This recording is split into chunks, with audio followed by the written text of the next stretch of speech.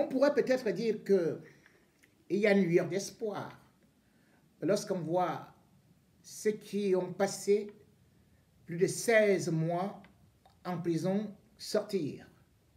Oui, on peut applaudir, comme les 4 prisonniers de Stand Up Cameroun, cette organisation mise sur pied par Kawala pour essayer de lutter contre les injustices.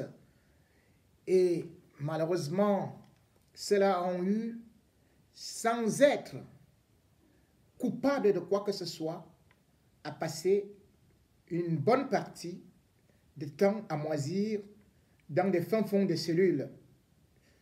Ils ont été accusés de tentatives d'insurrection ou d'attroupement, puisqu'il est interdit de se réunir au Cameroun, sauf au stade, où on peut d'ailleurs organiser des charters.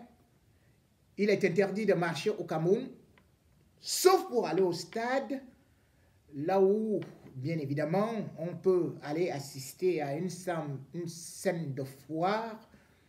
Il est interdit de marcher au Cameroun au risque de prendre 7 ans de prison. À ceux qui donc ont été libérés, nous souhaitons bien sûr la bienvenue et qu'ils reviennent dans la vie active. Mais il faut souligner que non seulement ils auront perdu du temps, ils ont perdu des emplois, mais surtout, ils ont encore eu à verser de l'argent à l'État, 376 000 francs par tête, pour pouvoir retrouver la liberté, retrouver leur famille parfois, où malheureusement certaines personnes sont parties ou d'autres sont endeuillées. C'est aussi pour nous, à ce moment, d'exprimer notre solidarité à ceux qui, bien sûr, ne vont pas voir le bout du tunnel, puisqu'ils ne sont qu'au début de leur chemin de croix.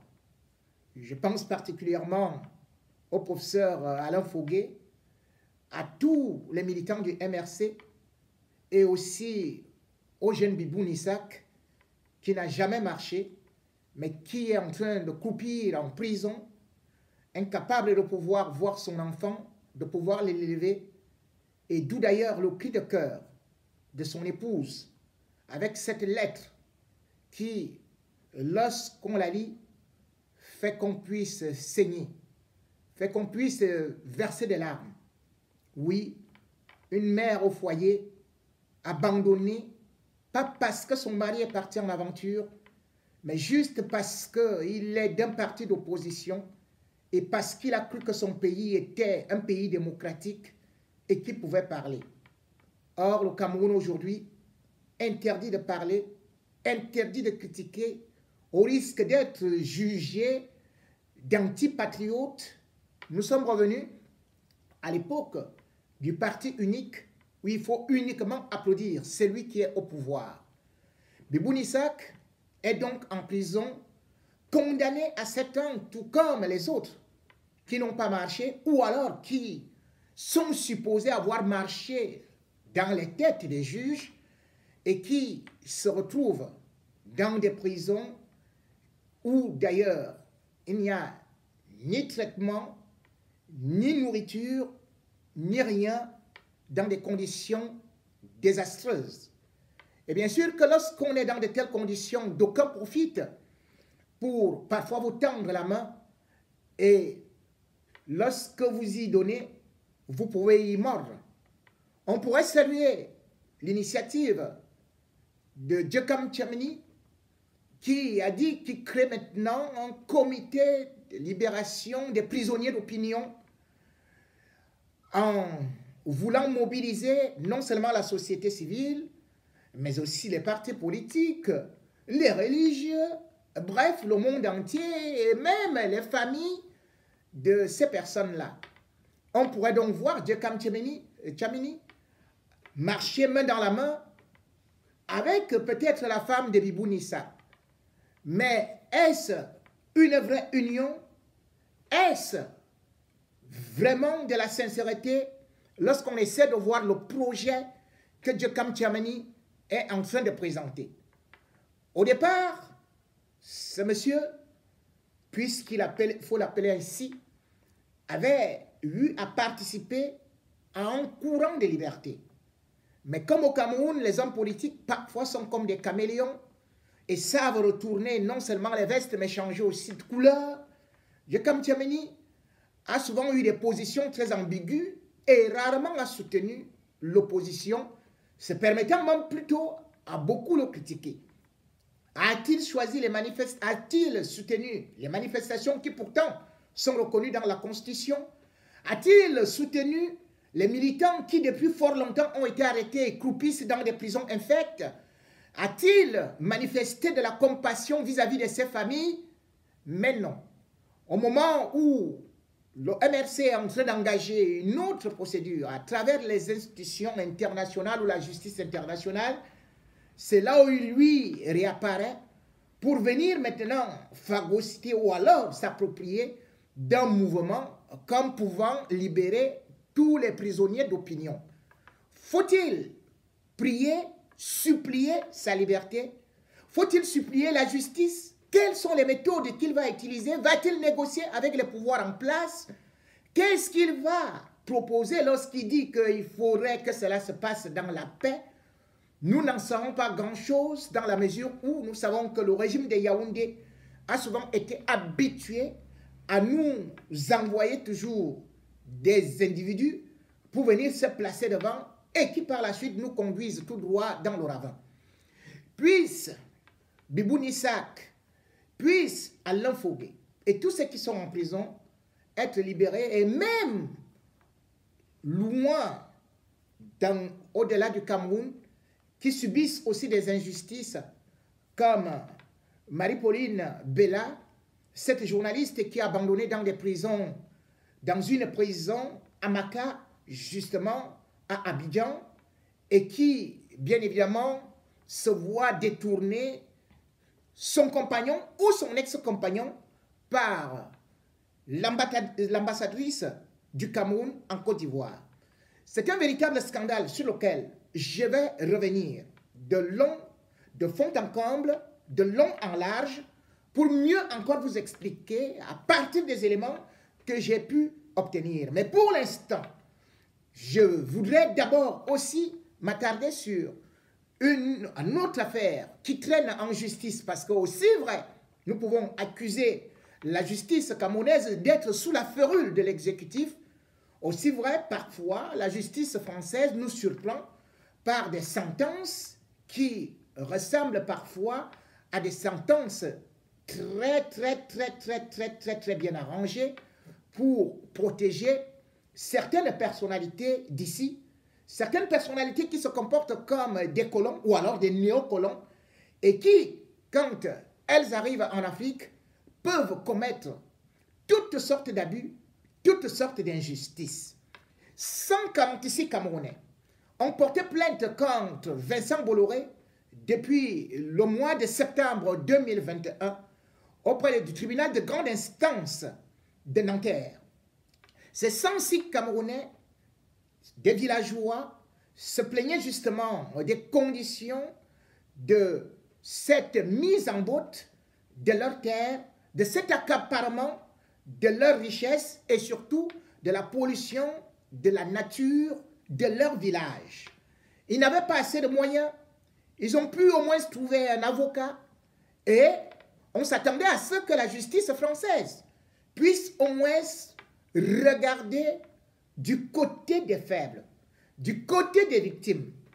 Mais Vincent Bolloré a bénéficié encore presque de non-lieu ou a plutôt été protégé par la justice française qui a estimé qu'elle ne voyait pas comment est-ce que Vincent Bolloré était impliqué dans les affaires du Cameroun et particulièrement qu'il n'y avait aucune certitude, aucune preuve que Vincent Bolloré était bel et bien propriétaire des entreprises comme la Socapalm, comme la Sofine, sans pour autant oublier d'autres sociétés qui ont été accusées par ces villageois. Ces villageois, de quoi s'agit-il? Et pourquoi la justice française a-t-elle pris cette décision pour pouvoir blanchir Vincent Bolloré. Il faut se dire que la justice française a été saisie parce que les villageois estiment que Vincent Bolloré est arrivé dans leur village, et plus particulièrement au sud, dans la région des Biya, là particulièrement où la société de Bolloré a eu à reprendre ce qui revenait au Cameroun. La Socapalm a été privatisée en 2000 par Paul Biya. Et cette Socapalm a été rachetée par Vincent Bolloré. Et ce n'est pas seulement ça, il y a aussi la Socafam. Et une autre société, la Socfin, qui fait partie de ces institutions qui aujourd'hui sont en train d'exploiter les terres en région du Sud en expropriant les autochtones, comme on peut le dire, et surtout en polluant les rivières. C'est donc quelque chose de très très grave lorsqu'on sait que en France, on protège la nature. Lorsqu'on sait qu'en France, on ne peut pas badiner, lorsque quelqu'un va exproprier des villageois et surtout met en péril la nature. Bolloré au Cameroun peut donc se permettre de faire tout ce qu'il veut puisqu'il est protégé par l'État camerounais lui-même. Parce qu'en réalité, la justice française s'est basée juste sur un argument, à savoir qu'il n'y avait pas de documents. Les villageois ont demandé à la justice française d'imposer à Bolloré de montrer les documents ou les contrats qui le lient à l'État camerounais et surtout aux entreprises qui sont mises justement à la barre. Mais ni Vincent Bolloré, ni l'État du Cameroun n'ont pu produire les documents à la justice française. Et pourtant, c'est tout à fait clair que Vincent Bolloré détient ces entreprises, puisque d'ailleurs, la Socapalm, avec près de 8400 hectares, eh bien, ça revient à Vincent Bolloré, où on voit comment est-ce que c'est lui qui agit là-bas, c'est lui qui chosifie les nègres, c'est lui qui également donne des salaires de misère, sans pour autant même affilier ces gens-là au niveau de la sécurité sociale. Donc, Vincent Bolloré est arrivé au Cameroun et non seulement a pris des terres, mais aujourd'hui continue à repousser les villageois dans les fonds pourvu qu'ils récupèrent les terres. Mais cette huile qui est produite par Vincent Bolloré, au lieu de profiter aux Camerounais, il utilise plutôt ça pour les agrocarburants. Ces agrocarburants qui viennent plutôt en France, alors qu'au Cameroun, le litre d'huile n'est plus à la portée de n'importe qui. Au Cameroun, on meurt de faim. Bolloré, non seulement est venu prendre ces régions-là, mais il a pratiquement eu à se livrer à la déforestation en coupant les arbres. Et maintenant, aujourd'hui, il détient l'un des plus grands parcs de bois. Comment peut-on dire que Bolloré n'est pas présent au Cameroun alors que les ONG françaises disent particulièrement, depuis 2013 et même en 2016, ont relancé encore la justice française en disant, en se plaignant de tout ce que Bolloré est en train de faire au Cameroun. Bolloré est arrivé au Cameroun, s'affiche avec Paul Biya, avec Chantal Biya. Mais pendant ce temps-là, on nous dit à la justice française que on n'a pas des éléments pour prouver que Bolloré est impliqué dans l'exploitation sauvage des populations camerounaises, des terres camerounaises. Mais soyons sérieux. Ceci nous rappelle encore une histoire, celle de Camrail. La régie Fercam du Cameroun, ce sont nos ancêtres, nos arrière-grands-pères, ces gens qui, parce qu'ils avaient la foi du développement, ont utilisé leurs bras, ont eu des ampoules, mouraient pour creuser. Et finalement, la régie Fercam avait été nationalisée en 1999, en 1960. Et en 1999, alors que la régie Fercam produisait de l'argent dans les caisses de l'État, Paul Biya a décidé d'offrir la régie Fercam à Bolloré, offrant symbolique. Personne ne peut dire ce que Bolloré a versé dans les caisses de l'État. Mais beaucoup plus grave, Vincent Bolloré non seulement a récupéré la régie Fercam, une société camerounaise, où d'ailleurs Amadou Diop était le dernier à faire les 622 km reliant Yaoundé à Ngondéré. Mais surtout, il est arrivé, alors que la société avait 3600 employés, il a limogé, licencié plus de 2/3. Les gars qui étaient dans les syndicats, ils ont été virés en même temps, sans pour autant oublier que le même Vincent Bolloré avait eu non seulement à faire des licenciements abusifs, mais surtout avait eu à faire ce qu'on appelle un chantage sur toute personne qui était là. Dans cette société, Camrail est devenu quoi aujourd'hui? Les gars ont été supprimés. Bolloré utilise maintenant le train pour le transport de ses armes, alors que les Camerounais,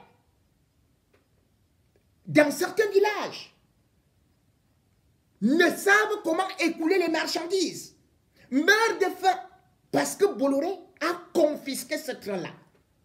Et lorsque ce train a fait un accident, justement avec plus de 300 morts à Ezeka, le train de Bolloré n'était pas assuré.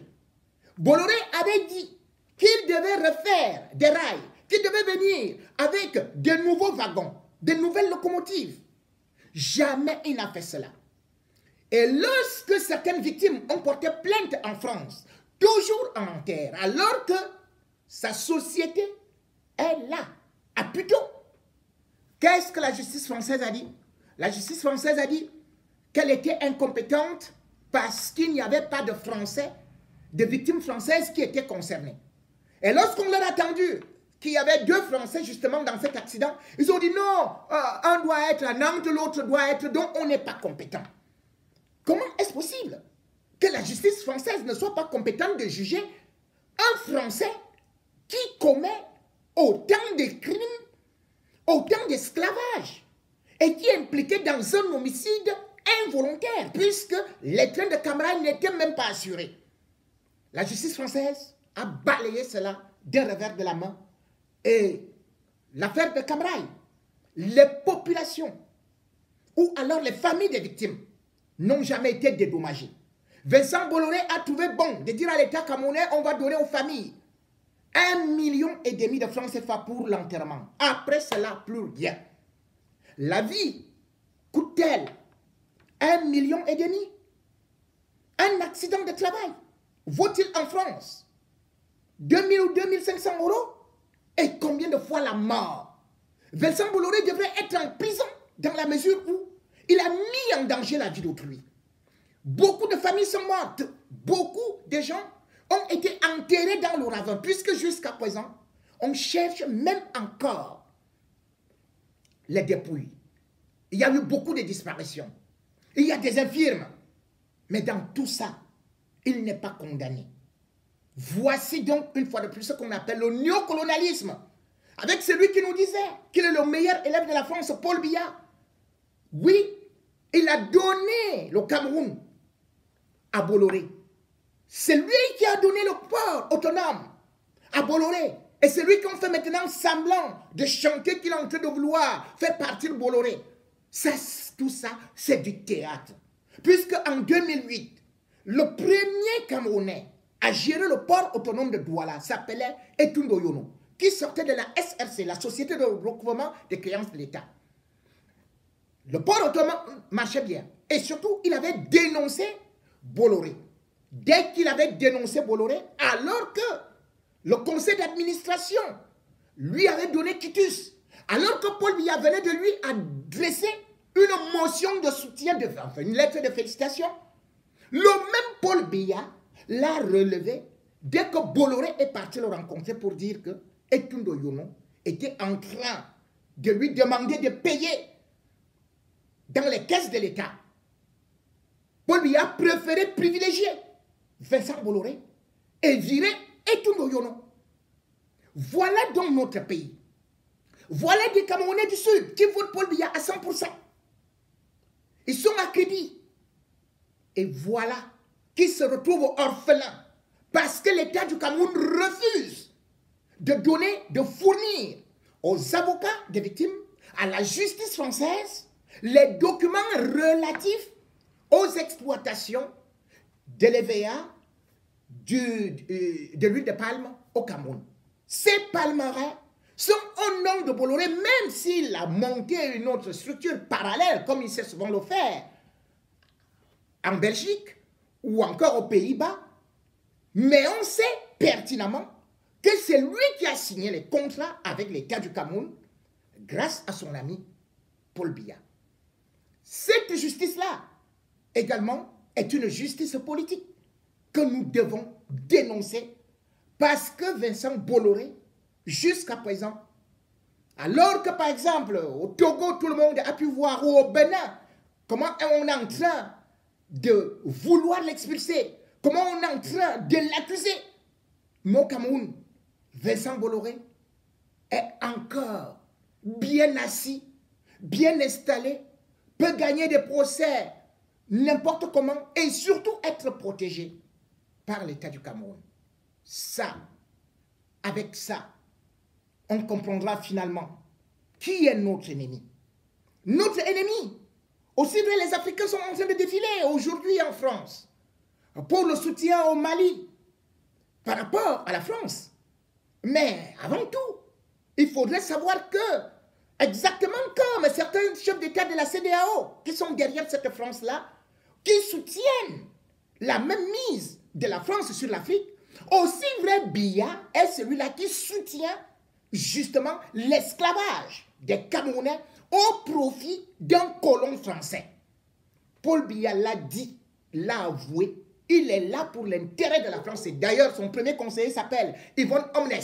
C'est un Français, ancien ambassadeur de la France au Cameroun et qui reste au palais. C'est lui qui a l'oreille attentive de Biya. Des Camerounais que j'ai vus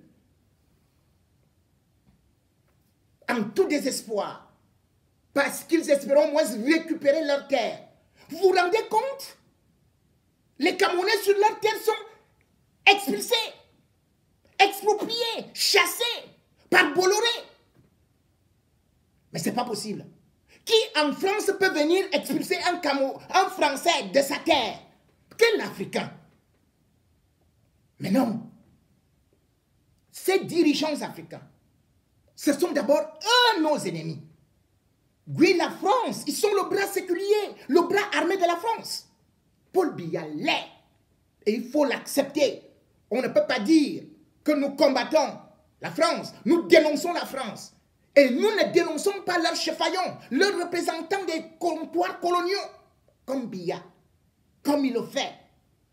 J'ai vu des bébés qui aujourd'hui n'ont plus de l'eau à boire. Toutes les rivières sont polluées. Et dans les années qui viennent, il y aura une véritable catastrophe environnementale dans le sud, la région de Biya. Ils ne pensent même pas aux siens. Ils ne pensent qu'à la France qui l'a mise au pouvoir.